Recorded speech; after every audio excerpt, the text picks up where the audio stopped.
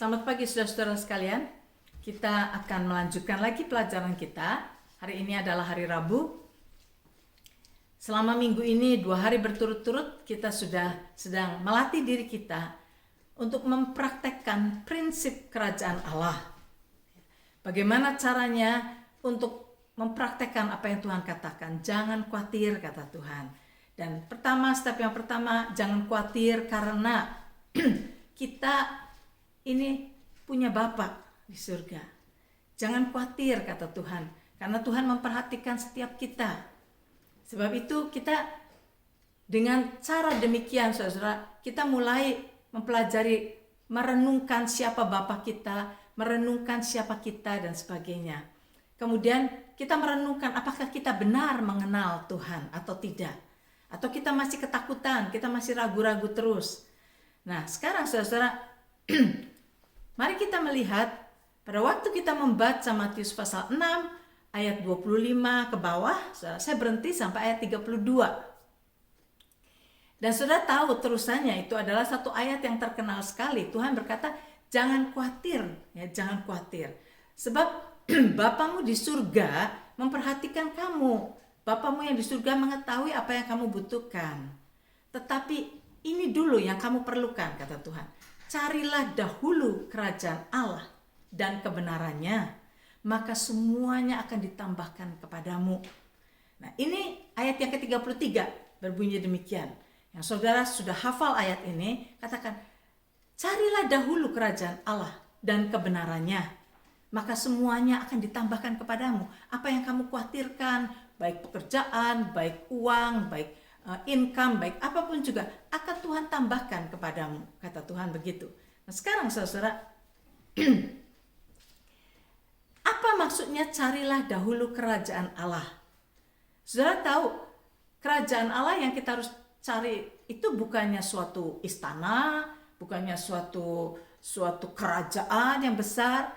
Itukah yang suruh dicari? Bukan, saudara. Tetapi yang dikatakan carilah dahulu kerajaan Allah itu maksudnya adalah kerajaan Allah yang dimaksud adalah pemerintahan Tuhan. Pemerintahan Allah. Di mana Tuhan memerintah, itulah kerajaannya. Jadi kita harus datang dulu di bawah pemerintahan Tuhan. Nah, kalau kita mempunyai problem, maka yang Tuhan katakan carilah dahulu kerajaan Allah. Jadi pada waktu kita mempunyai problem, marilah kita datang ke bawah pemerintahan Tuhan. Nomor 1, datang dulu ke dalam pemerintahan Tuhan. Dan di situ kita bertanya kepada Raja kita, kepada Tuhan. Apa yang ada di dalam pikiran Tuhan? Berikan kepada kita nasihat. Apa yang harus kita lakukan? Apa yang harus kita pikirkan? Di dalam prinsip kerajaan Allah. Hanya Tuhan yang mengetahui yang terbaik buat kita. Nah, kalau saudara mau tahu ayat yang di dalam firman Tuhan, di dalam Ibrani pasal 4 ayat yang ke-16, di situ dikatakan begini. Sebab itu, marilah kita dengan penuh keberanian menghampiri tahta kasih karunia. Menghampiri tahta kasih karunia. Supaya kita menerima rahmat atau obtain mercy dan menemukan kasih karunia untuk mendapat pertolongan kita pada waktunya. Nah, jadi Tuhan ajar kepada kita, pada saat kita mempunyai persoalan, pada saat kita memikirkan hal yang kita tidak bisa selesaikan, pada waktu kita menghadapi jalan buntu, pada waktu kita tidak tahu apa yang harus kita lakukan, Tuhan katakan begini, marilah, datanglah, masuklah dengan penuh keberanian menghampiri tahta kasih karunia Tuhan. Menghampiri tahta kasih karunia.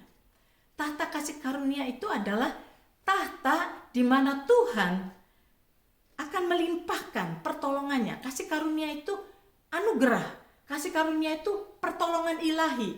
Kasih karunia itu grace, the grace of God. Kasih karunia itu adalah segala sesuatu yang kita butuhkan yang akan Tuhan beri. Itu adalah kasih karunia.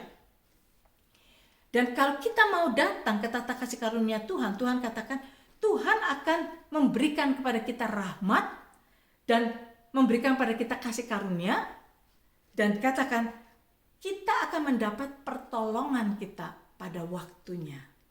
Nah, di sini saudara-saudara, setiap kata, setiap kalimat biarlah kita renungkan. Jadi Tuhan mempunyai tahta yang disebut tahta kasih karunia. Dan kita disuruh oleh Tuhan datang ke tahta kasih karunia itu. Dan datanglah kata Tuhan dengan berani. Nah, jadi kita datang ke tahta kasih karunia Tuhan dan kita bilang, Tuhan, saya sedang menghadapi ini Tuhan. Ya, persoalan saya ini Tuhan. Dan saya butuh pertolongan daripada Tuhan. Karena dengan pikiran saya, dengan kemampuan saya nggak bisa. Sebab itu saya mau datang kepada Tuhan. Dan saudara-saudara, bukan kita minta pertolongan pada Tuhan bukan hanya pada waktu kita nggak punya jalan saja. Pada waktu pikiran kita juga, kita pikir kita punya jalan. Datang ke tahta kasih karunia Tuhan, saudara-saudara. Sebab kadang-kadang, saudara, yang Tuhan tunjukkan kepada kita lain daripada apa yang sudah kita pikirkan. Manusia, saudara, lebih condong memikirkan dahulu segala sumber-sumber yang ada di dunia ini. Pada saat kita misalnya kekurangan uang, kita mikirkan pada orang kaya, kita mikir bank, kita mikir orang yang punya kedudukan atau apa, mungkin mereka bisa nolong kita. So, Tuhan bilang jangan. Tuhan berkata, jangan bersandar kepada manusia. Terkutuklah orang yang bersandar kepada manusia. Yang Tuhan mau adalah kita sebagai anak-anaknya datang kepada Dia, nomor satu kepada Dia, saudara. Yes, untuk Tuhan menolong kita, Tuhan bisa memakai orang untuk menolong kita. Tetapi jangan kita langsung lari kok manusia dulu, jangan. Sebab kadang-kadang kita datang kepada manusia yang kita pikir dia bisa tolong kita, tetapi kemudian ternyata dia menghina kita, membuat kita sakit hati, memperbudak kita dan sebagainya. Kalau kita pergi ke orang yang salah. Tetapi kalau nomor satu pada saat kita membutuhkan sesuatu, jangan kita pikir manusia dulu. Jangan kita mencari sumber-sumber manusia di dunia ini, jangan. Datanglah kepada Tuhan dulu. Karena Tuhan itu Bapa kita. Bapa kita akan memberikan yang terbaik buat kita. Sebab itu marilah kita datang kepada Bapa kita. Datang menghampiri tahta kasih karunia. Supaya kita menerima rahmat. Obtain mercy katanya. Dan menemukan kasih karunia untuk mendapat pertolongan kita pada waktunya. Ini adalah undangan dari Tuhan kepada kita, saudara. Dan ini adalah janji Tuhan. Ini undangan dari Tuhan untuk kita datang ke tahta kasih karunia Tuhan. Dan janji Tuhan untuk memberikan kepada kita pertolongan. Nah, sebab itu kalau kita sudah datang ke hadirat Tuhan, datang meminta pertolongan kepada Tuhan, menyatakan persoalan kita kepada Dia, saudara, kita jangan menuntut. Jangan kita mengharapkan jawabannya harus sekarang. Enggak, saudara-saudara. Tuhan berkata, maka untuk kita datang menemukan kasih karunia untuk mendapat pertolongan kita pada waktunya.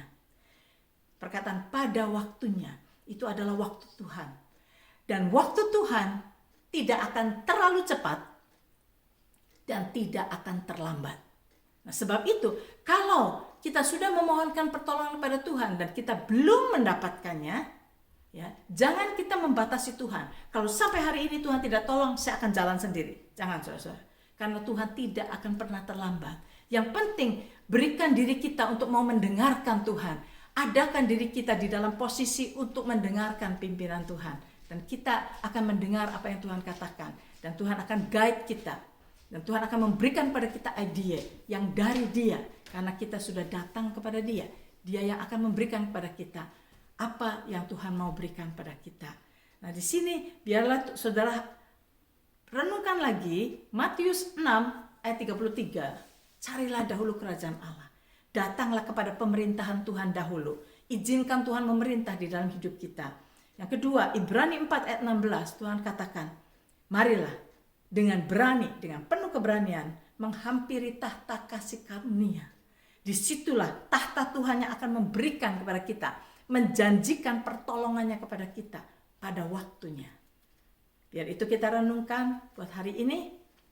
Sampai ketemu besok pagi.